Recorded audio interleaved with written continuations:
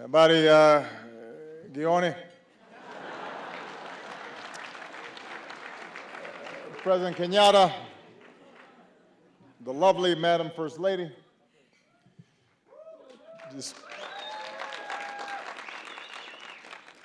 distinguished guests, ladies and gentlemen,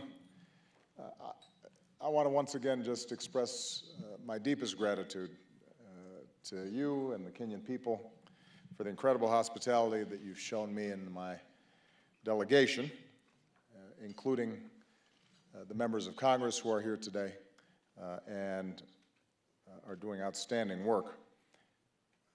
You know, my visits here as a younger man, I could have never imagined the outpouring of friendship that I feel today. And so I feel like my given African name to be truly blessed.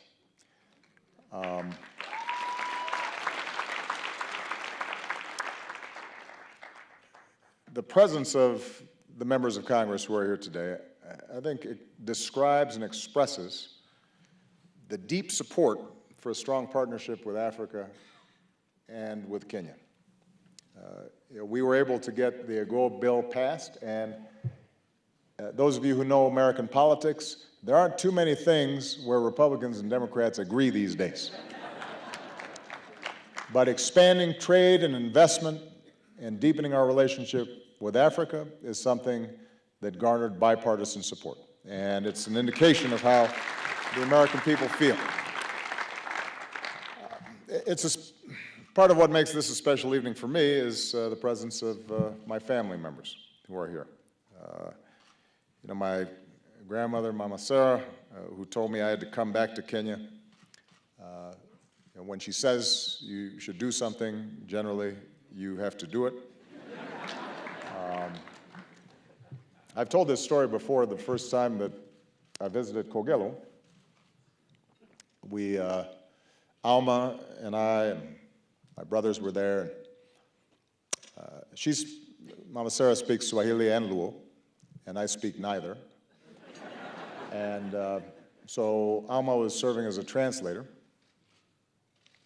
And I think about a half a day had passed before suddenly she turns to Alma and says something. And Alma starts laughing, and I said, "What'd she say?" She says, "He goes to Harvard. If he's so smart, how come he can't talk to his grandmother?" Which was a good point.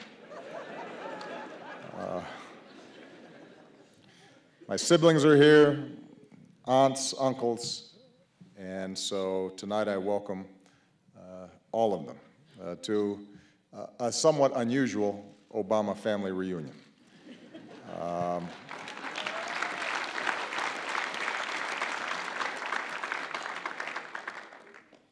I suspect that some of my critics back home are suggesting that I'm back here to look for my birth certificate.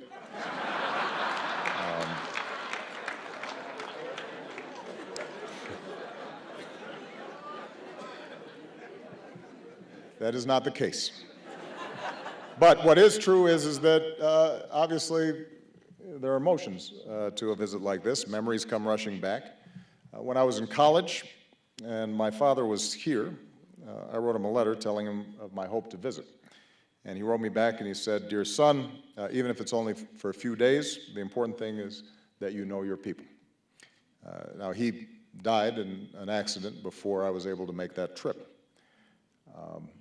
But in fact, when I came, I did get to know the people of Kenya. And although, once again, I'm here only for a few days, I remain grateful for that relationship.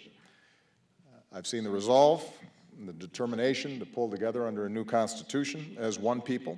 I've seen your dynamism as you've built the largest economy in East Africa. I've seen the resilience, as in the recent reopening of the Westgate Mall, which shows that the spirit of the Kenyan people cannot be broken.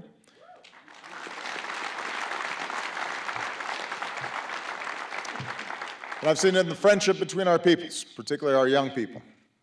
As many of you know, our Mandela Fellows program invites promising African youth to the United States so they can develop skills and training, forge relationships, as future leaders here in Africa, and we learn from them as well. And it's one of the most important ways that we invest in Africa's future. It's something I'm very passionate about personally. In fact, at this very moment, as part of this program, there are 40 young Kenyans across the United States, living and working and learning, but also sharing Kenyan culture with their American hosts. Americans are learning Swahili, they're eating chapati, and they're listening to Kenyan music. In California, they've been dancing to Suriako.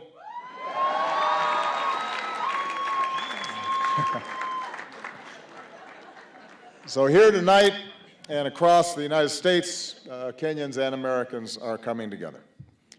We're understanding each other better. We're finding new ways to partner. And I believe that if we can build on what we've accomplished on this visit, then we can achieve even more in the years to come for our people, for our beautiful lands, for our freedom, for peace. I was reflecting on what President Kenyatta said about the past and history. And our fathers were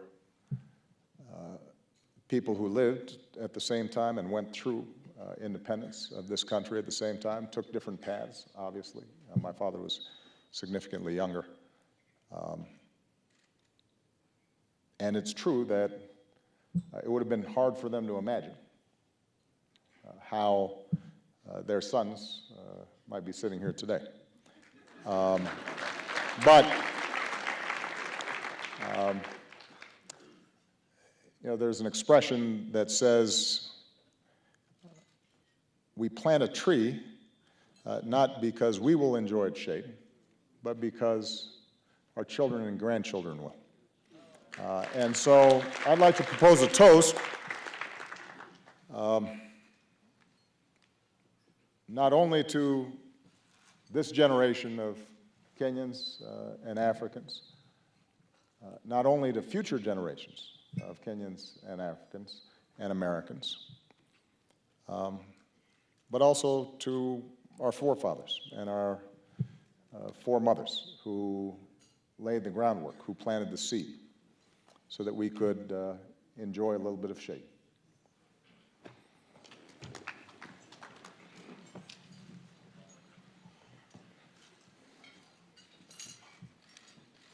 To the people of Kenya and to the people of the United States of America, Mungu abariki Kenya.